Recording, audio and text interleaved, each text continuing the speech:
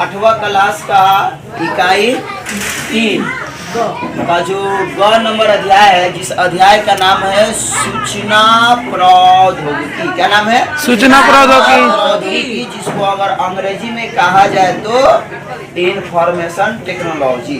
Information technology. आइए हम लोग जानते हैं कि इंफॉर्मेशन टेक्नोलॉजी होता क्या है, यानी सूचना प्रौद्योगिकी क्या होता है। सब कोई जुड़ जाइए और ध्यान से समझेंगे। देखिए, अभी आप मेरे बात को सुन रहे हैं, समझ रहे हैं, ये किसी माध्यम से सुन रहे हैं, मोबाइल के माध्यम से, हो सकता है कि यूट्यूब पर देख रहे होंगे, फेसबुक पर देख रहे होंगे, अलग अलग माध्यमों से बच्चे देख रहे होंगे। तो ये जो माध्यम है जिससे सूचनाओं का क्या हो रहा है, आदान प्रदान हो रहा है। सूचनाओं का क्या हो रहा है, आदान प्रदान हो रहा है। उसे ही हम क्या कहते हैं, तो सूचना प्रौद्योगिकी कहते हैं। यानी कंप्यूटर आधारित वैसी प्रविधियां जिनसे सूचनाओं का आदान प्रदान शीघ्रता से होता है, वही क्या कहलाता है, सूचना प्रौद्योगिकी कहलाता है। यानी कंप्यूटर आधारित वैसी प्रविधियां जिनसे सूचनाओं का क्या होता है, आदान प्रदान शीघ्रता से होता है, वही हमारा सूचना प्रौद्योगिकी कहलाता है।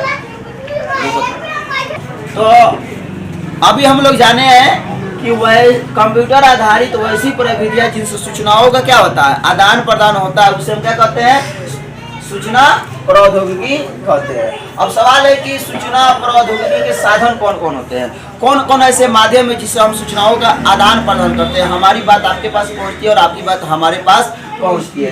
तो इसका बहुत सारा माध्यम है, जैसे रेडियो के माध्यम से भी हम लोग सूचनाओं का आदान प्रदान करते हैं। उसके अलावा क्या है, टेलीविजन। कौन से? टेलीविजन के द्वारा भी आप लोग देख सकते हैं।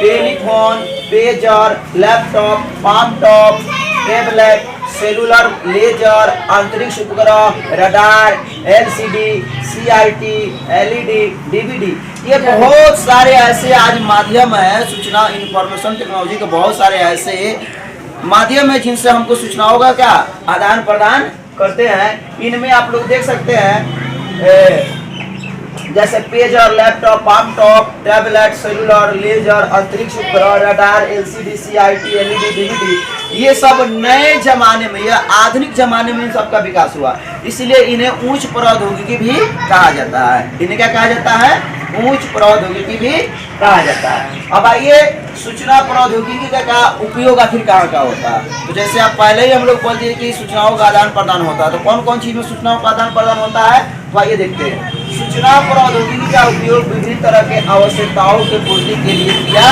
जाता है। जैसे आप देख सकते हैं, जैसे रक्षा विभाग में जितने भी हमारी सेना काम कर रहे हैं, हमारी भारतीय सेना काम कर रही है, चाहे बिहार की सेना काम कर रही है, ठीक, तो ये जो रक्षा विभाग है, उस रक्षा विभाग में भी सूचना इंफॉर्मेशन यानी सूचना प्रौद्योगिकी का बहुत बड़ा योगदान है। उसके अलावा चिकित्सा के क्षेत्र में तो आज आप देख सकते हैं ना, आज इलाज भी कौन से हो रहा है, तो कंप्यूटर की मदद से हो रहा है। CT स्कैन आप लोग सुने होंगे।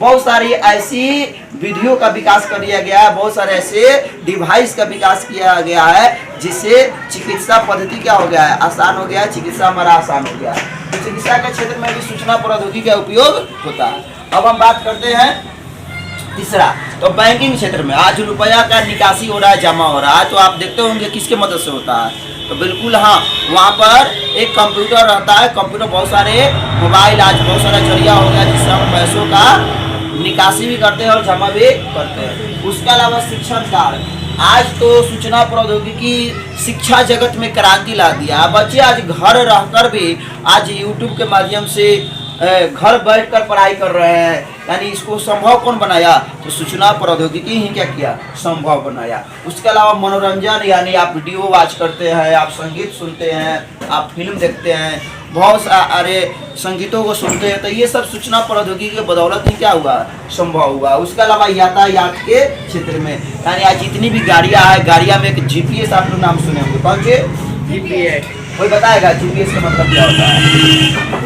यानी ग्लोबल पोजिशनिंग सिस्टम, ये बताता है कि आपका पोजीशन कहाँ है, आप है कहाँ। जैसे मोबाइल में GPS शुरू होता है तो बताएगा कि मोबाइल कहाँ है, ठीक। तो GPS के द्वारा आप किसी वस्तु के आता पता के बारे में जानकारी प्राप्त कर सकते हैं। अगला हमारा है, तो यातायात के क्षेत्र में देखिए तो विभिन्न क्षेत्रों में सूचना प्रौद्योगिकी का प्रयोग किया जाता है। अब आइए हम लोग जानते हैं वाईफाई।